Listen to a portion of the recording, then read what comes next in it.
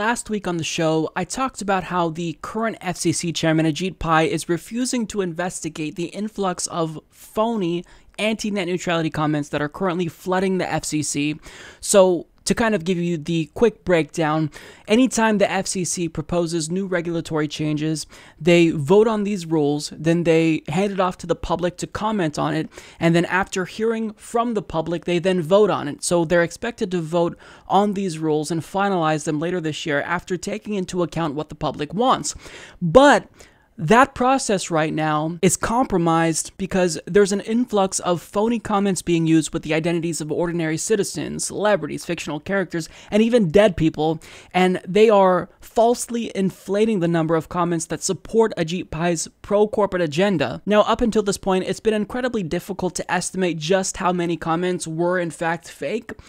I predicted, maybe there were about a couple thousand, maybe 10,000, but it's clear that the issue is much broader and there are many more comments than we ever could have expected. So in a new analysis by TechDirt's Carl Bode, one analyst suggested that up to 40% of the roughly 5 million comments submitted so far are coming from the aforementioned bot.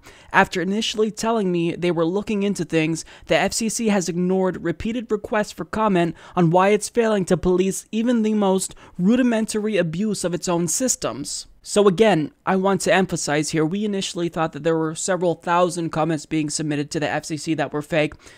There's more than 2 million in actuality.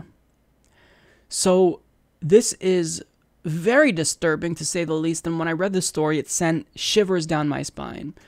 That's how disheartening and disturbing this is, because the FCC ultimately will be basing their opinion on public feedback. So you see all these fake comments, they're going to take them into consideration and say, well, we're doing the will of the people. And of course, it's not just me being hyperbolic in saying that. In fact, we now have evidence that Ajit Pai will be using these fake comments exactly as we thought he would. So Bode continues, and now with the ballot box stuffed, it's easier than ever for industry-connected groups to pretend the FCC's plan has broad support among the public. For example, a free market group calling itself Consumer Action for a Strong Economy this week conducted a, quote, study of the comments. Its findings: people apparently overwhelmingly don't want a healthy and open internet free from meddling of historically anti-competitive telecom duopolies.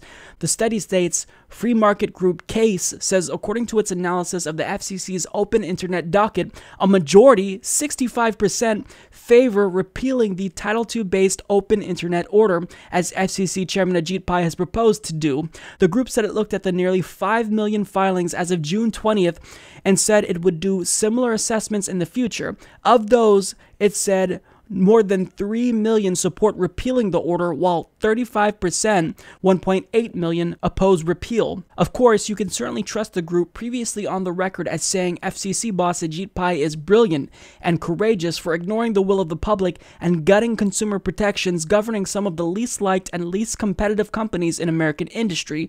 Looking at the group's methodology of the study, it notes that it came to its conclusion by looking specifically for unique phrases, but fails to show any of the math for what these phrases are or how they were used. The group doesn't even mention the major scandal involving the bots, using instead dead or otherwise fake people to stuff the ballot box.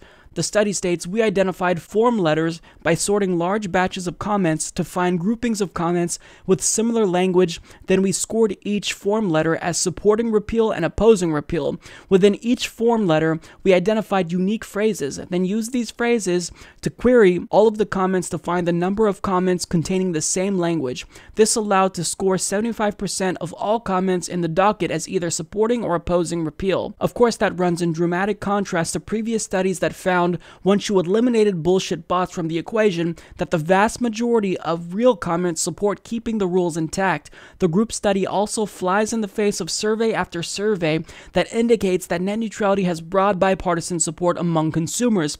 Of course, Quote, studies like this are precisely why the FCC refuses to even comment on why it's turning a blind eye to comment fraud.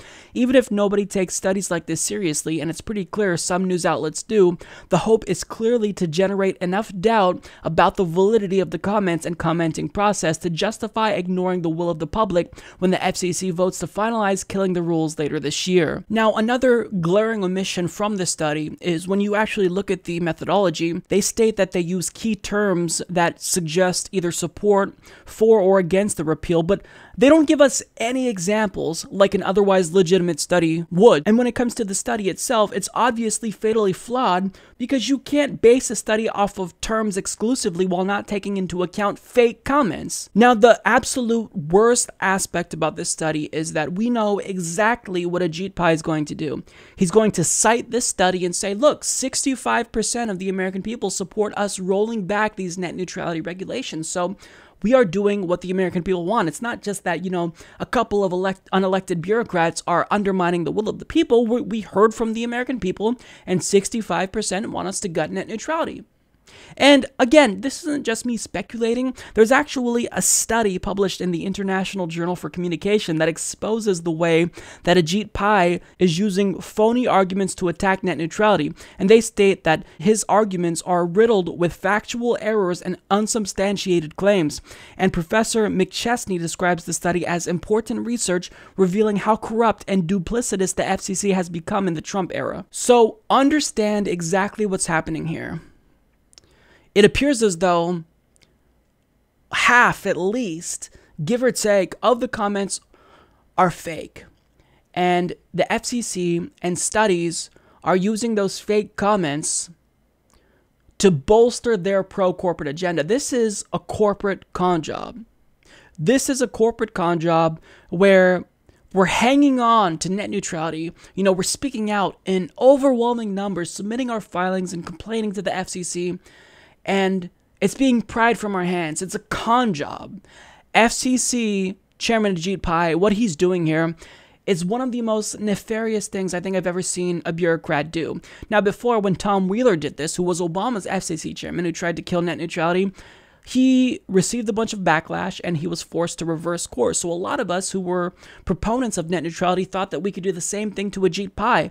But what he's doing is much more manipulative. He's allowing these fake comments to go on, and he's using them to justify his decision to kill net neutrality, and he's claiming to be doing what the American people want. This is sickening. So if these comments are not a good means of us, relaying what we want to the FCC, it's time we take to the streets and protest. Protest the FCC. If you live near the FCC headquarters, get out a sign and stand in front of the building and protest if you can, because clearly our voices are being drowned out. But you know where they can't deploy these bots to drown out our voices? On the streets. So now it's time that we do what we can and we protest the way that grassroots activists always have protested prior to the internet. And that is just in front of the headquarters of the FCC, in front of the White House. We've got to make some noise because the internet is at stake, and what they're doing it's one of the most insidious things I think I've ever seen in politics. It's just despicable. Support this podcast by joining the independent progressive media revolution today at humanistreport.com.